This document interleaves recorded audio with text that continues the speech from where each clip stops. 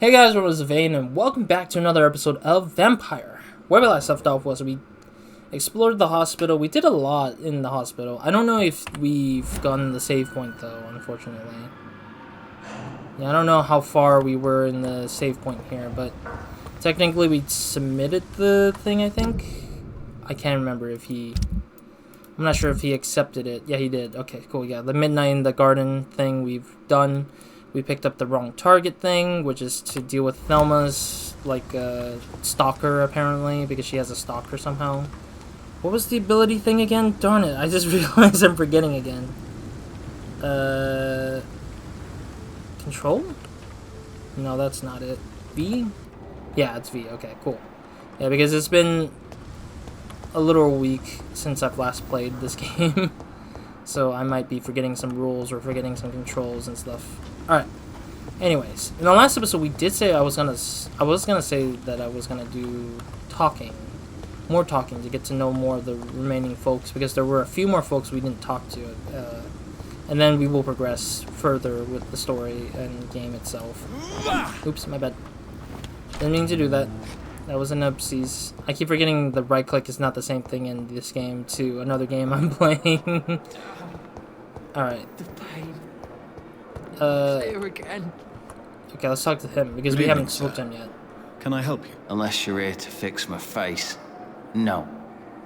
I don't think you can help me. I'm Dr. Reed. I've recently taken the position of head surgeon here. War injuries, am I right? You guessed right, Doctor. German shell took my pretty little mug right off. But they still call me Thomas Elwood. Alright, so we got Elwoods. Or Elwood. How's your stay here? How is your stay with us, Mr. Elwood? Oh, it's bliss. I just escaped death in the trenches to be surrounded again by the moans of the dying. Can I ask you precisely why you're a patient here? It's the pain, sir. The drugs don't work. It just hurts under the scars, if you get my drift.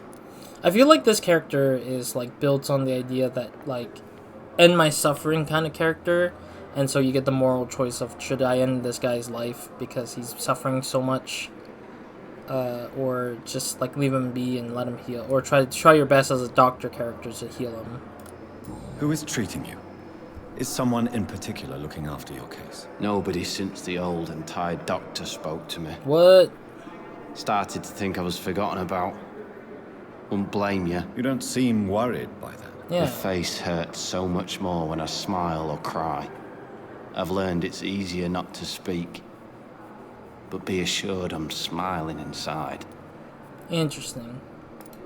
Can I do anything for your pain? Nurses gave me a bunch of pills. No effect. Told you. It's like the flames are under my skin, burning away.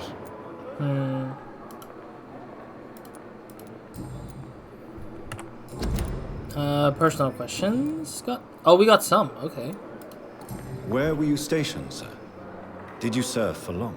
I really don't want to talk about all this shit. No offense. I was pushing too much. I served in France myself. I just wanted to know what happened to you. You were an officer, weren't you? Then I doubt we fought the same war, sir. No offense. That's fair. No, he's all fair. Interesting. There's a Miss Halkridt's disease. Oh, they actually try to reflect his image into the thing. Oh, he's related to Thelma. Okay, I wasn't sure who the heck was this. How close are you to Miss Horcroft? Are you aware that she thinks she is a vampire? To wait for her next nibble is the best reason to stay here. Every time she approaches my bed, she treats me like something tasty. What? A normal person. Aren't you afraid? She may hurt you if the game goes too far. She's quite harmless, I can assure you. Her head's broken inside is all. While I'm busted on the outside. But she's still beautiful. Living proof that there's hope for me. So this guy literally is just interested in her because she's beautiful to his eyes, and that he was willing to still be with her, even though she's just being awkward with him. So do you let her bite you? You know that's not sanitary. Yeah. And why not? She's only supping a few drops of me blood. And the pain, it's real for once. She could decide to bite less willing patients. And it's another good reason for me to stay here, Doctor. Oh, so that might be why he's staying here, because he's happy with just having the one woman just do things with him. It's kind of weird, but I guess. You do realize she's mentally disturbed. It's called the Cotard syndrome.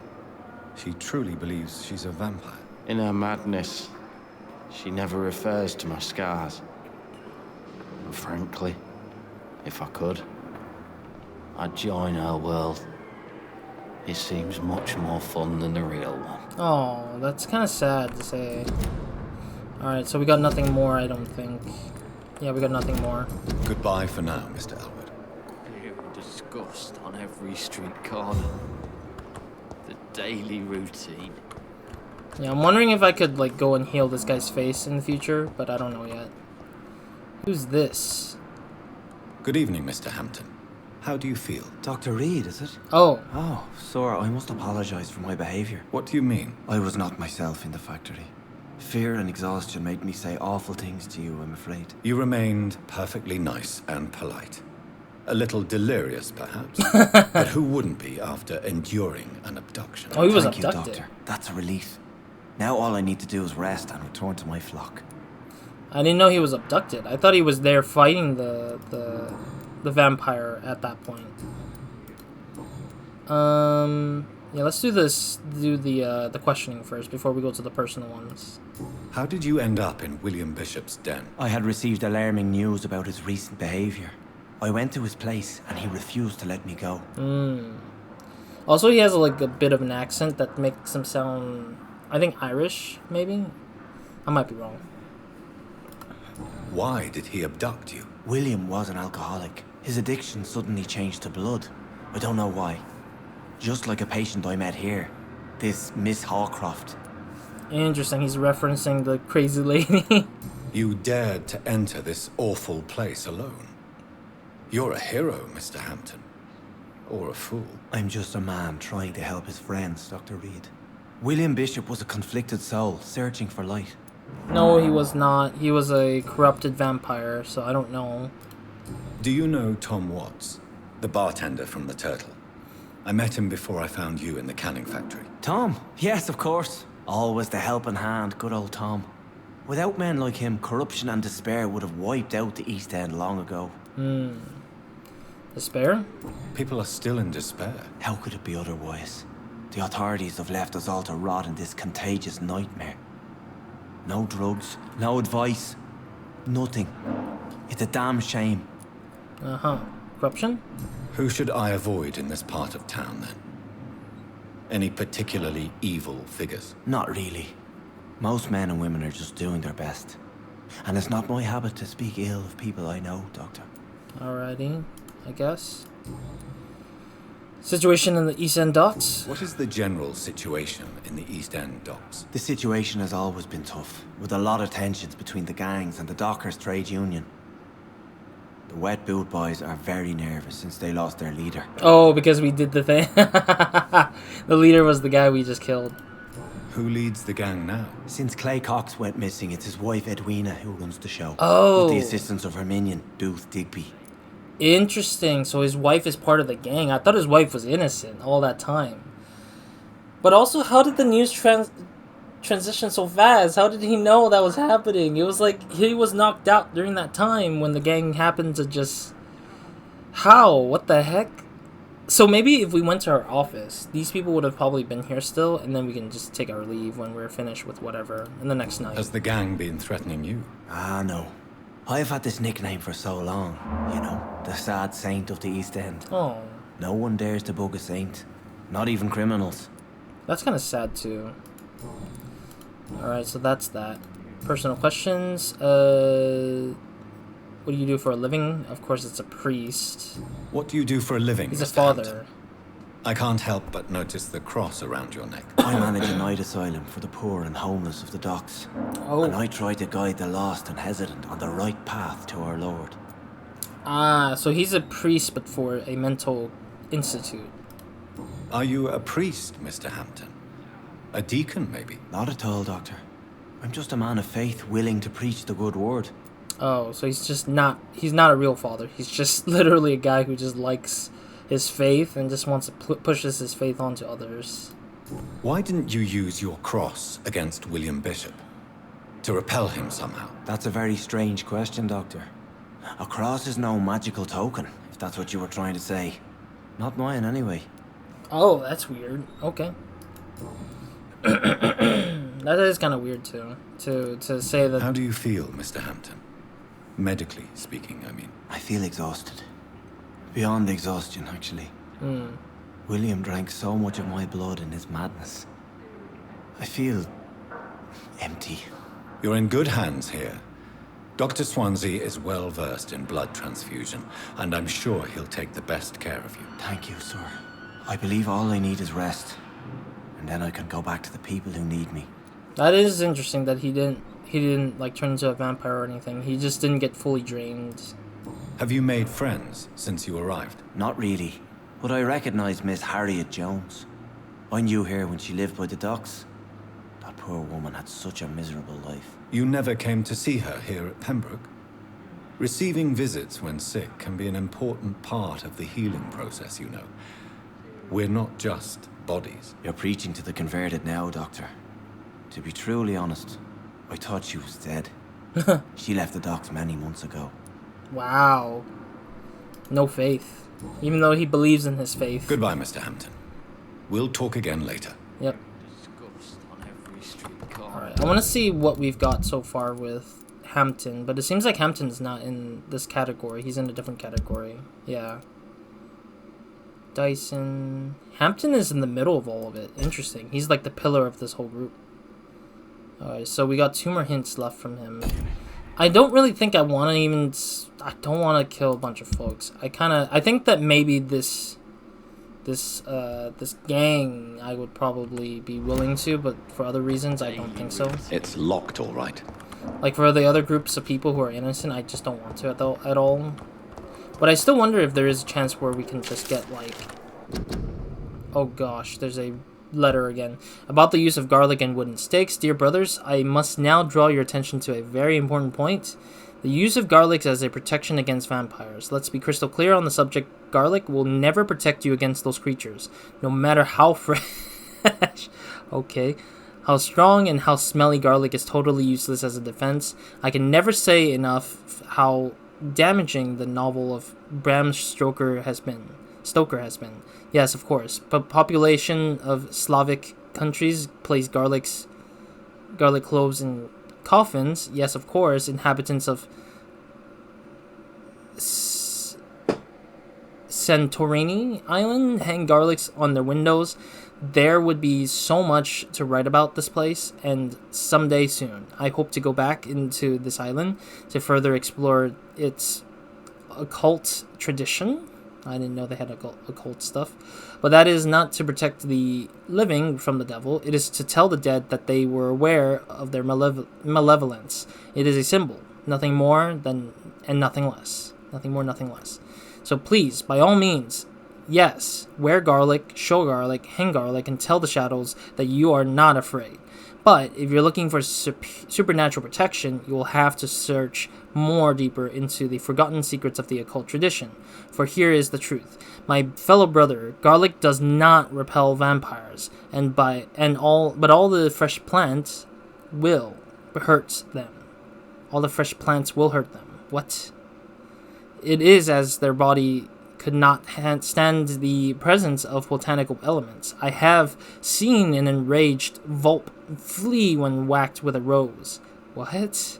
Yes, a simple rose. I have witnessed a violent econ fall down and beg for mercy when struck by a wooden stake. I don't know why it's so effective, and I would give my left arm to find the answer to that mystery.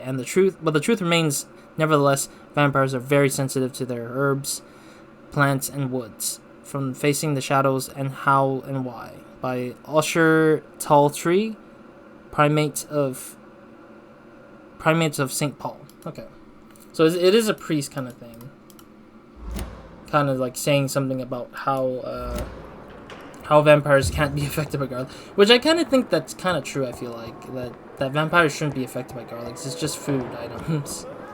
Maybe if it's like in your bloodstream, maybe. I think it's more like you eat garlic, then in your bloodstream it becomes very toxic to the vampire. Maybe that might be the reason, but otherwise I have no clue. So many deaths. And still more coming. Oh, is this another doctor? How can we be sure we're making a difference? God, they're all talking at the same Good time. evening, Doctor. I believe we're going to be working together. Dr. Reed. Dr. Swansea informed us of your arrival, but I could not dare to believe we'd have such good fortune. Such an honor, sir. Thank you. And you are? I am Thoreau Strickland, Dr. Thoreau Strickland. I'm a great admirer of your work, Dr. Reed. Really? Okay. He's related to Fiddick. Okay. It is interesting that they line them up like very close to each other to kind of give you a sense of information about each other. I don't know. I feel like this kind of thing is like kind of still kind of like it's still kind of like, I'm trying to think what's the right word. It's still kind of like very static. It's very less dynamic, with the fact that the characters all just has a particular connection and stays like that, versus having to change their dynamics a little tiny bit. Though I do think it is necessary, because it's like, you know, it's not a big game. It's if you put too much dynamic, it might confuse players. Please, could you tell me something about yourself? I'm a great admirer of your work concerning blood transfusion, Dr. Reed. I run my own experiments. I'm convinced it's the future. Okay, I guess. This guy's just very obsessed with our character, Jonathan.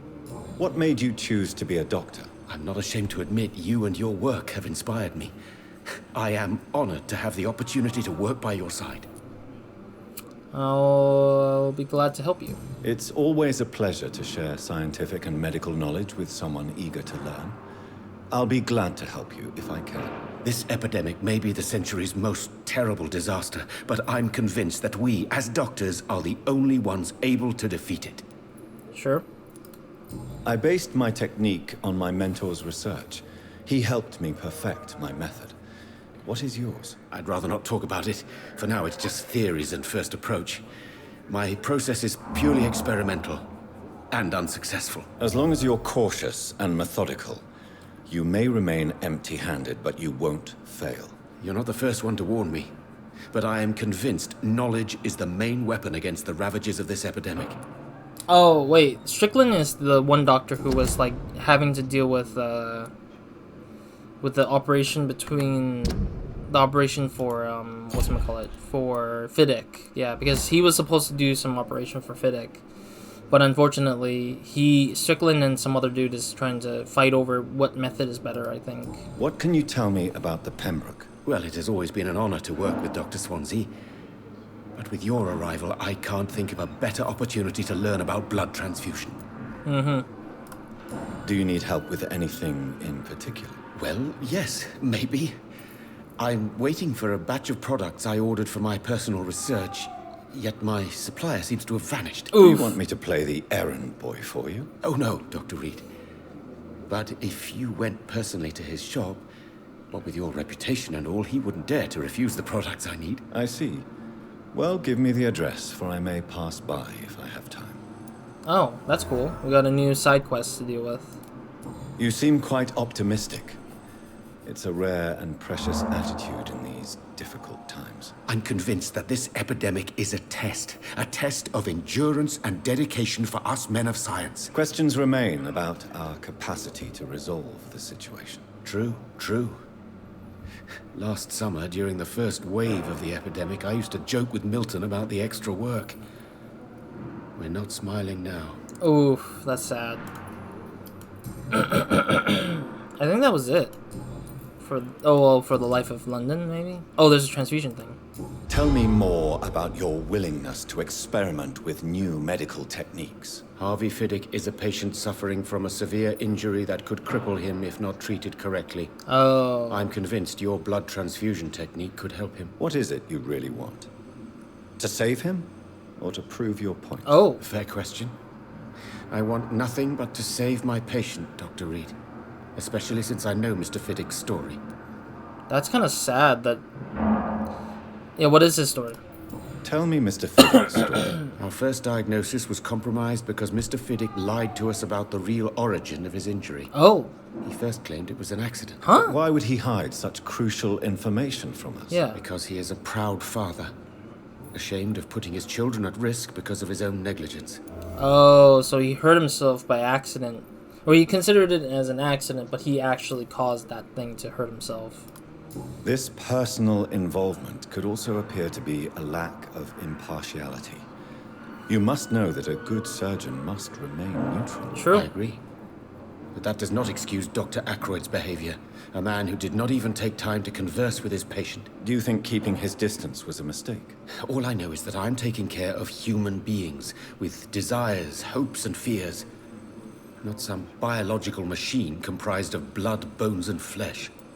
I like this guy's thinking. Strickland has a nice thinking about how he's like, I care about Goodbye, my... Dr. Strickland. Strickland's like, I care about my patient. But unfortunately, the other counterpart, the partner of his on the doctor side, is not thinking the same way. Instead, he's forcing his way to thinking. My sweet girl. Reads me like a book. Oh, this is the lady we saw earlier. Anything from her. Good evening, madam. Can I help you? It's my son who needs you, sir. I'm Dr. Jonathan Reed. How can I help your son? Yeah. I'm Beatrice Goswick, mother of Mortimer Goswick. Could you check on him, please, Dr. Reed? I've heard much of your talents as a physician. Okay, so this is gonna be some random person who just starts living or starts being here, I guess. What can you tell me about yourself, Mrs. Goswick? Not much to say. Just take care of my Mortimer and I'll cover all the expenses. That's all that matters. Can you tell me why he's injured or anything? May I ask if you have an occupation, Mrs. Goswick? I'm a teacher by profession. I teach young women who are more ambitious about their futures than their families. Nice. I like that. Are you really that rich? Most of the patients here are of a more humble origin, if I may say so. Yes, thanks to my husband. May he rest in peace. I can cover any needed medical expenses. That's kind of crazy that she's willing to spend all that money just to save her son. What do you think of your reception here? Any complaints? I have had the uttermost reservations about this hospital since we arrived. But we had no other choice, considering the state of emergency. Is there something in particular that's bothering you? Yeah. Some of the staff were not especially welcoming. I suspect they're not accustomed to dealing with patients of such social standing. Maybe. We don't know. Tell me more about your arrival at the Pembroke Hospital. What gave you such a bad first impression? The ambulance driver was quite rude, for a start. And that nurse, Miss Hawkins, seems to have quite a dubious attitude. What do you mean? She managed to secure a bed for my son despite the epidemic. It was a relief, but it wasn't cheap. Oh. Ah, that's so interesting. She's not supposed to charge you. She charged you for a bed? Yes, and I paid without question, considering the urgency of the situation. Yeah, basically they're doing the whole bed payment system that they were mentioning in the earlier parts, where the driver, which is her husband, is trying to mooch off of anybody who wants to use a bed. It's so kind of weird though that these guys are trying to use bed as an excuse for money. I share your concern, Mrs. Goswick. Be sure that I'll talk to the people involved. I don't expect compensation, Dr. Reed. But I'm aware such behavior would not be tolerated in other hospitals. I agree. It's not supposed to be. Though it's hard because it's like, if we kill them, we don't have a Goodbye, hospital Mrs. driver. Goswick. If we kill the two people, there's no more hospital driver, and we lose a maid. I don't know why I say maid. We lose a nurse, which both are competent, but they're just terrible people taking advantage of those who don't deserve to be taken advantage of. Good evening. I'm Dr. Reed. Can I help at all? No, Really? Why are you here then? I don't want to talk. My throat hurts too much. I suppose that this pain is the reason you're here. Is someone taking care of you? No. Yes. And no. Could you at least tell me your name, sir? Mortimer. Mortimer Goswick. It looks like he got bitten, and that he's disguising his sore throat as like being bitten or something. How painful? How painful is your throat? I'm sorry I Mr. have to Goswick? ask these So questions. painful, I'd rather not talk at all, Doctor. Yeah, I'm sorry, but I need to understand your situation because the mother won't tell me anything. I'm sure you realize a doctor and his patient have to communicate, sir. Would it help if I gave you some paper and a pen? Not really. I see. Then maybe it's not just your throat that hurts, Mr. Goswick. Perhaps your sore throat is just the consequence of something more hurtful. Yes, maybe. But I don't want to talk or even write about it now. Yeah, maybe something traumatic hit him. Why did your mother have you hospitalized here? She seems convinced this is a bad hospital. My mother just wants the best for me.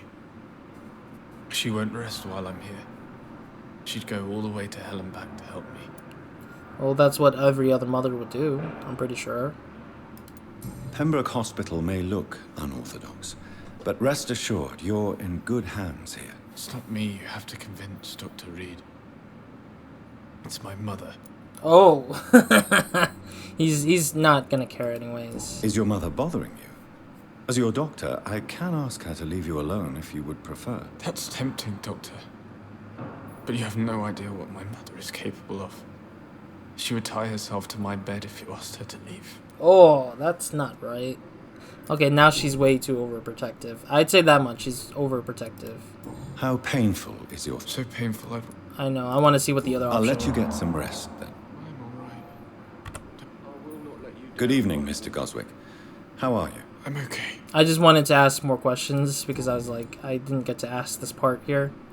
But at the same time, I'm wondering if, like, if he's saying some things about, like, how he's just, like, suffering or something. And he's trying to, like, get better. But I'm kind of wondering what it is exactly that he's injured with. Tell me about yourself, Mr. Goswick. I don't want to talk, Doctor. Okay, so that's nothing right now. Okay, cool. I have to go now, sir. But don't hesitate to contact me if you need any help. I'm alright. Don't waste your time with me. Yeah, see, this is what he's also saying. He's like, don't waste your time with me. It's like, dude, I'm here to help you because it's my job. Come now, we can handle this. I wish I could also determine who I'm talking to because sometimes some of the characters look similar to one another. Have I met her before? What can I do for you, Doctor? Dorothy. Thank you, Nurse Crane.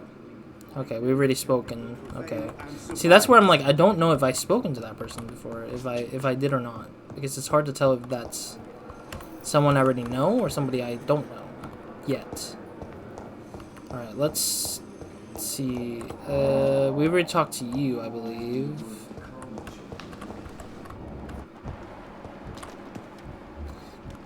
There we go. There's another unknown folk right here. Let's talk to you. Good evening. I'm Dr. Reed. Always a pleasure to meet a colleague, sir. Rakesh. Especially when he was supposedly dead. A colleague. Are you a doctor too? Not anymore, sir. I used to be Dr. Rakesh Chadana. Now, I'm just Mr. Chadana, pawnbroker and humble guardian of this morgue. What do you mean, you used to be a doctor? Was your license revoked? No, sir. It is just that I like to be precise. I run a little pawn shop while taking care of the dead. But I used to be a real doctor. I'm so confused with this guy. The way he's just trying to tell me, like, hey, I'm not really gonna care about lives here. I just want to trade. Please show me what you have to sell. Of course. It's just trinkets and curios, really. But I'm sure they can be useful. It's like, hey, I'm just only, I'm just doing my own things here. Opium. Oh, he's just a drug dealer, basically. I'll do by the formula. Tomorrow, more bodies will arrive. Oh. Good evening, Dr. Reed. Such a pleasure to see you. Okay, I'll end it here for now. Goodbye, Mr. Chidana. Realizing the time a little bit. More bodies I'll will talk to arrive I'll talk to this guy in the next episode. So thank you guys for watching. I'll see you guys in the next episode of Nobody Minds. Hope you guys have a great, amazing day. We can night to whenever watching this. Otherwise, good spot to end it for now with the outro, hopefully. And yeah, other than that, that's it for this episode. So, Roz